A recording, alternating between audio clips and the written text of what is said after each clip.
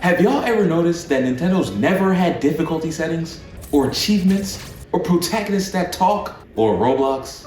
Even most of the Nintendo games developed by third-party studios like Game Freak that don't have to follow these rules, still follow these rules. Have you ever wondered why that is? Then you came to the right place, because as a Nintendo single-player junkie like myself, I too find myself wondering these same things. What if Link's voice actor could say a line or two, if he even has a voice actor? What if Pokemon had difficulty settings? What if Nintendo gave out more achievements than the random wallpapers that were given at the end of Metroid Dread, depending on how fast you beat the game? But then I quickly realized that Nintendo has never ever entertained these classic video game tropes, and I should stop hoping for them, and so should you. Hey, what's up everybody, it's the Brett Show, and today we're gonna be looking at the anatomy of Nintendo games, because we know they just make a different style of game, you know what I'm saying?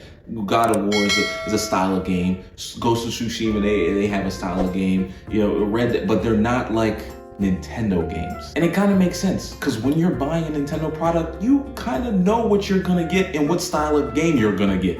And also, most importantly, what quality of game you're gonna get most of the time. And like I said earlier, Nintendo has missed on a lot of these classic video game things that are just always in video games, but the real question is, does Nintendo need all that stuff? Damn, I'm asking a lot of questions. The street's been talking about Nintendo's lack of a difficulty setting for a while now, and most people have chalked it up to laziness, neglect, or the fact that most of the games are just built for kids. And while some of them are true, others are not. While looking into this a little bit, I've seen things that are so obvious in a From Software game that just aren't as obvious in Nintendo games, even though they're kind of the same thing. First of all, let's get something straight. Having a difficulty setting doesn't make the game better. For example, Forspoken had a difficulty setting, and that game was trash. But one thing that game also did with their difficulty setting is that they just made the bosses have more health and just made them longer to take down. Their difficulty setting just beefed up the bosses, that's all it did, which made it a dredge to play at times, not really more difficult, just more tedious. In From Software and yes, Nintendo games, difficulty is built into the experience, each in their own way. From Software, we know the game is just going to be difficult. There's no difficulty settings for Dark Souls and Elden Ring because it's Dark Souls and Elden Ring is going to be hard. Nintendo is a little bit different. You'll see in certain games like Super Mario 64 and Super Mario Odyssey that there's a limit, there's a base number of stars or moons that you need to move on to the next level. And you can also see at first that it's very easy to get, it's not too much difficulty in that process. However, that is not the most you can get out of each world in Super Mario Odyssey. The more skilled players can just seek out more of a challenge and get way more moons than what was required of you at the beginning. So if you're a little kid playing a game, then you could just get the 5 moons and bounce. Or if you're like a game journalist just trying to hurry up and review the game. If you thought Super Mario Odyssey or Super Mario 64 was an easy game, then take time to find every moon or every star in that game, and I promise you that same experience you will not think is as easy as you previously thought it was. Now, which kind of knocks down 2 birds in 1 stone, because that encourages the more skilled players to explore more of their game. Which, at the end of the day, not gonna lie, it sounds corny as hell. But the way I think about it is that Nintendo has to be judged differently because they just make their games differently. And obviously something works. And obviously something works. And it's not just with Super Mario 64 and Super Mario Odyssey. This method can be seen and really works well for games like Ocarina of Time, Pokemon, and Super Mario Galaxy, some of Nintendo's biggest franchises and IPs. And also not having achievements also helps with that fact. The Nintendo Switch is the only major console that does not have achievements built into the system and does not offer achievements for their games. However, like I said before, something about that formula is working, because remember how everybody had a Wii and everybody just had a Wii? Well, yeah, the Nintendo Switch has outsold the Wii like years ago. The Nintendo Switch is actually one of Nintendo's most successful, if not the most successful product that they came out with for a long time. Nintendo is a company that likes to play things close to the chest. We all know this by now. They're not gonna put out information like other game companies do. And why would they? They're Nintendo. So I think there's a lot to the fact that Nintendo America exec Bill Trinen, I hope I said his name right, he just flat out said that Nintendo's achievement system is not needed. They're not gonna tell players how to play their games. You can make the argument that achievements don't do that anyways, and that he was, making up a whole bunch of BS, but I can still see what he means by that. For example, when I 100%ed Spider-Man a few months ago, Y'all saw me do it. The goal for me 100%ing that game was to go down the list of achievements and then do whatever the achievements told me to do. Even though there's more to the game than the achievements that they gave me.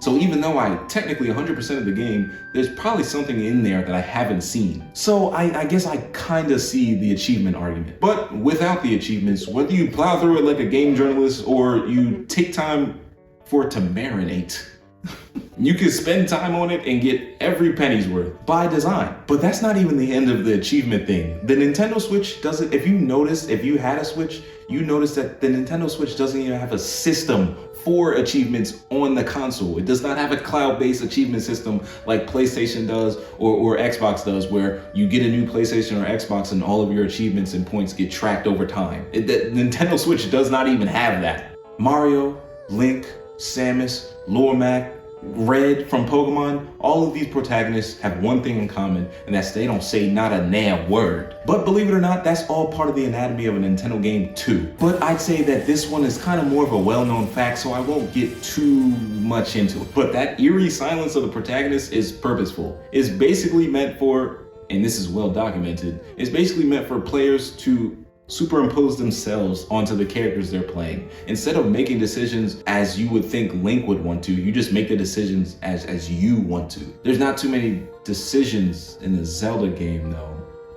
But still, like the way you interact with the story is as if you were in the story rather than Link. And in a game like Pokemon, there are more decisions to be made. Now, to this anatomy of Nintendo games, there are a few exceptions to these kind of rules. To the achievement rules, I think Luigi's Mansion 2 had achievements for the 3DS, but nobody remembers that. Like that's the only Nintendo game I can think of that had achievements. And also, not all the protagonists are silent or have, one line, one word sayings like the Pokemon or Captain Falcon. Star Fox was a Nintendo protagonist that actually did talk. And the one thing that he said got memed on horribly. And Nintendo seeing how y'all bagged on bro and decided to make sure nobody said not a nail word after that. We packed up the one guy who was not afraid to say anything because he was teaching us how to do a barrel roll. And then after that, Nintendo figured that they would stick to themselves for the time being, not say anything, ... for you, my friend. Now we're cursed to an eternity of Navi talking for us. But yeah,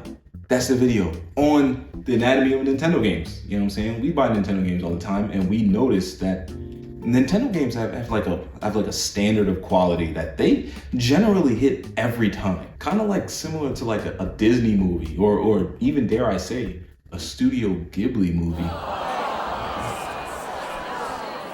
Like you see, like, or a Marvel movie. You see what you're going for, and you know what I'm saying? You get a base level of quality that, other games can just miss. Like Skull and Bones, you know what I'm saying? Ambitious title that just misses completely. Nintendo doesn't have too many flops like that. And that's mostly not because they don't keep it ambitious, because there are certain games like Pokemon Legends in Breath of the Wild that were ambitious, that still had a level of quality to them. So it's because they have an anatomy, they have a process, a creative process that they follow, and they follow all the rules to a T. And still, out of all that structure, come out with some bangers. And when I'm recording this video, Princess Showtime Peach has not been released yet. So hopefully,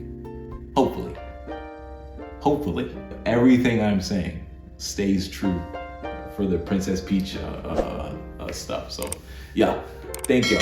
Spread love, give inspiration for all you do. And this is The Bread Show. Please subscribe. If you made it this long, you're gonna like all my English stuff. I promise you. All right? Peace out. Welcome to The Bread Show. Take 2.